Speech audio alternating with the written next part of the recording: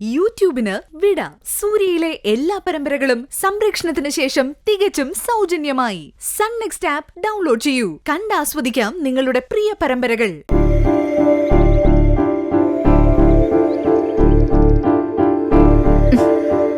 ഇതുപോലെ ചെയ്യണം, ശ്രദ്ധിച്ചു ചെയ്യണം. ദാ ഇതുപോലെ കൈ ഉയർത്ത്. ആ പോട്ടെ പോട്ടെ. ഓക്കേ. എന്താ ചെയ്യാത്ത? ചെയ്യ. എന്നെ കൊണ്ട് പറ്റില്ല. അങ്ങനെ പറഞ്ഞാ പറ്റില്ല. വ്യായാമം ചെയ്തേ പറ്റൂ. എനിക്ക് പറ്റില്ല എന്ന് പറഞ്ഞില്ലേ? വ്യായാമം ചെയ്തേ പറ്റൂ. എല്ലാരും ചെയ്യുന്നുണ്ടല്ലോ, നിങ്ങക്ക് മാത്രം എന്താ ചെയ്താ കുഴപ്പം? നീ ആരാ എന്നോട് ദേ മര്യാദക്ക് ചെയ്തില്ലെങ്കിൽ ഞാൻ ഡോക്ടറെ വിളിക്കും. നീ പോയി വിളിക്കടി, ഡോക്ടറെ വിളിക്കടി. വിളിക്കേ ചെല്ലടി, പോയി വിളിക്കടി. നീ പോയി ഡോക്ടറെ വിളിക്കേ. വിളിക്കേ വിളിക്കേ.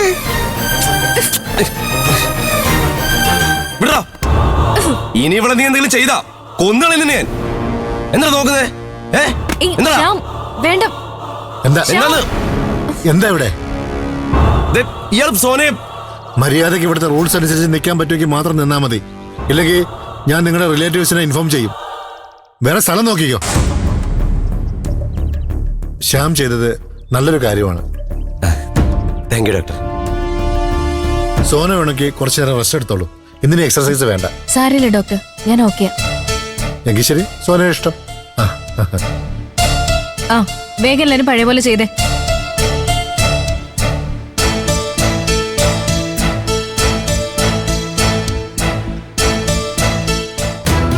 മോളെ സോനെ, ഇപ്പൊ നിനക്ക് മനസ്സിലായോ ശ്യാമിന് നിന്നോടുള്ള സ്നേഹം? അതെനിക്ക് പണ്ടേ മനസ്സിലായതല്ലേ. അങ്ങനെയല്ല മോളെ, ശ്യാം ഒരുപാട് മാറിയിട്ടുണ്ട്. അവൻ ഒരു കുഴപ്പമില്ല. രോഗം മാറിയെങ്കിൽ ഇവിടെ നിൽക്കേണ്ട കാര്യമില്ലല്ലോ. വിളിച്ചോണ്ട് വീട്ടിലേക്ക് പോക്കോ. പിന്നെ എന്റെ തീരുമാനത്തിന് ഒരു മാറ്റം ഉണ്ടാവില്ല. ഇനി മാറ്റം ഉണ്ടാവാനും പോകുന്നില്ല. മോളെ പ്ലീസ്. ദേവി ഇതെന്നെ ശല്യം ചെയ്യാതിരിക്കാവോ? ഇതെന്റെ വർക്കിംഗ് ടൈമോ. ഞാൻ എങ്ങനെങ്കിലും ഒന്ന് ജീവിച്ചു പൊക്കോട്ടെ.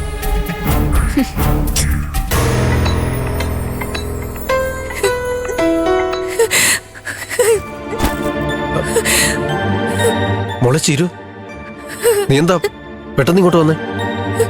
അയ്യോ, എന്തിനാ മോളെ കരയുന്നേ? വല്ല വിനയം വീട്ടിൽ വന്ന് വല്ല കുഴപ്പമുണ്ടാക്കിയോ? അതാണോ നീ വന്നത്? നിന്നെ ഇങ്ങോട്ട് അയക്കാന്ന് വിനയന് മാഷ് വാക്ക് കൊടുത്തു എന്ന് പറഞ്ഞപ്പോ പക്ഷെ ഞാനത് വിശ്വസിച്ചിരുന്നില്ല. അവൻ എന്തെങ്കിലും നാടകം കളിച്ച് മാഷിനെ സമ്മർദ്ദത്തിലാക്കി കാണും.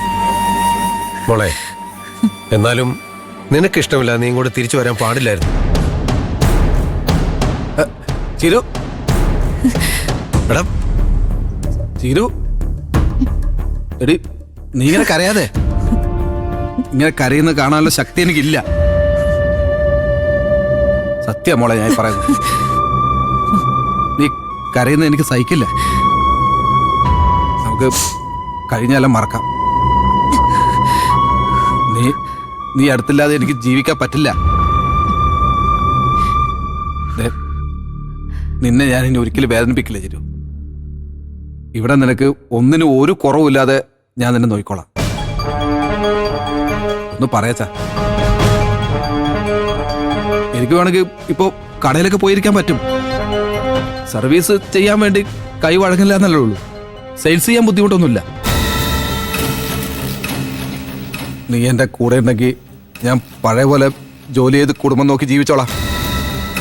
നമ്മുടെ മക്കളെ ഇങ്ങോട്ട് കൊണ്ടുവരാം. ഇനി നീ എന്നെ വിട്ട് പോരുത് ചിരു.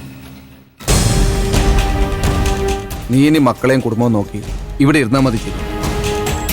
ആ ജോലി അങ്ങ് ഒഴിവാക്കി. അതോടെ എല്ലാ പ്രശ്നവും തീരും.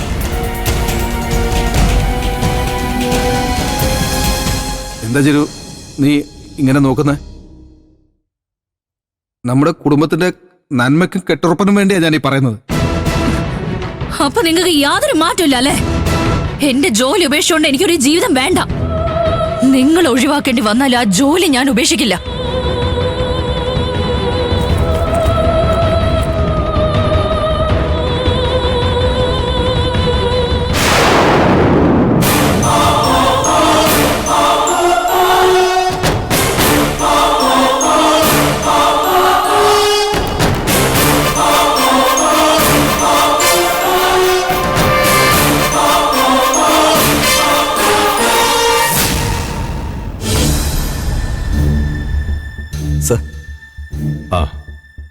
ഇരിക്കൂ.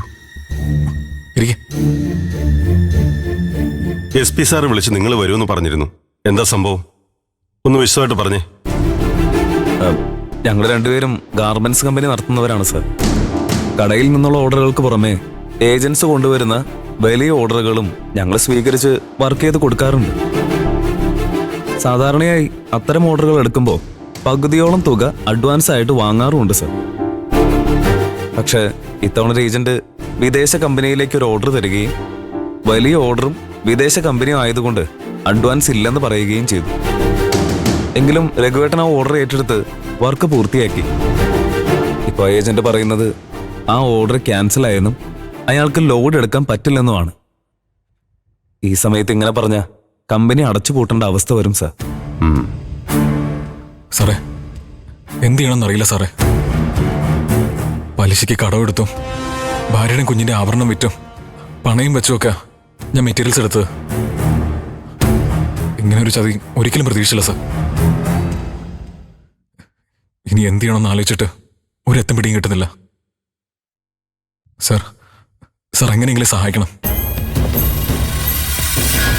ഞാനൊന്ന് ശ്രമിച്ചു നോക്കാം. നിങ്ങൾ തമ്മിൽ എഗ്രിമെന്റ് വല്ലതും ഉണ്ടായിരുന്നോ? വിദേശ കമ്പനിയിലേക്കുള്ള ഓർഡർ ആയതുകൊണ്ട് നിയമസാധ്യതയുള്ള എഗ്രിമെന്റ് ഒന്നുമില്ല. ഞാൻ ഏജന്റിനെയും അയാളുടെ വാക്കുകളും വിശ്വസിച്ചു പോയി സാർ. മെറ്റീരിയൽസ് എടുത്ത് വർക്ക് ചെയ്ത് കൊടുത്തോളാം എന്നുള്ളൊരു എഗ്രിമെന്റ് ഏജന്റുമായി ഉണ്ടായിരുന്നു. അതൊരിക്കലും നിങ്ങൾക്ക് ഫേവറബിൾ ആയിരിക്കില്ല. അതെ സർ. നിങ്ങൾ ആ ഏജന്റിന്റെ നമ്പർ ഒന്ന് തരൂ. ഞാനൊന്ന് അയാളുമായിട്ട് സംസാരിക്കട്ടെ. നമുക്ക് എന്തെങ്കിലും ഒരു വഴി ഉണ്ടാക്കാം. സാർ,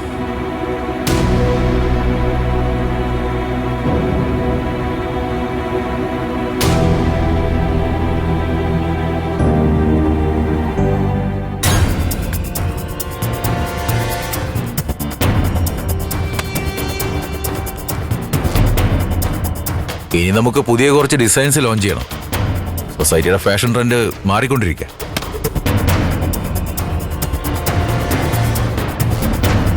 നമ്മൾ ഉണ്ടാക്കുന്ന ഡിസൈൻ ആയിരിക്കണം ഇനി ഇവിടുത്തെ ട്രെൻഡ്.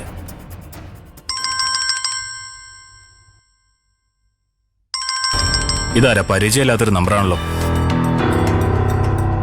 ഹലോ, ഞാൻ പോലീസ് സ്റ്റേഷനിൽ നിന്ന് CA ആണ്.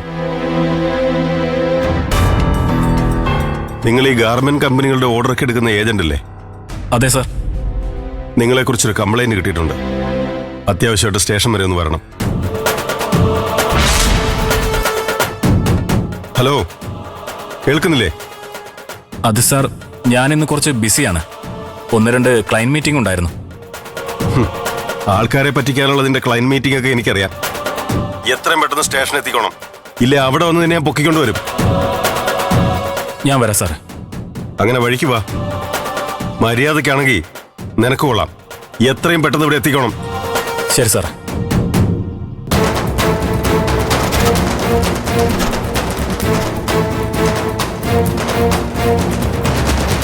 അവൻ വരും. വരട്ടെ, എന്നിട്ട് നമുക്ക് ബാക്കി തീരുമാനിക്കാം. CI വിളിച്ചത് എന്നോടങ്ങോട്ട് ചെല്ലാൻ. പണിയാവോ? ഏതായാലും പോയി നോക്കാം. അങ്ങോട്ടിരിക്കും. ഇരുന്നു.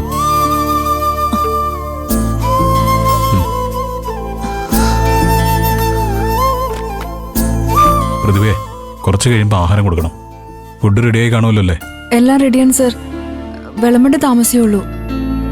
നിനക്കൊരു ബുദ്ധിമുട്ടായല്ലേ പ്രതിഭ? അതെങ്ങനെയാ ചേച്ചി? നിങ്ങൾ ആരും നിർബന്ധിച്ചിട്ടല്ലല്ലോ ഞാനിവിടെ നിന്നത്.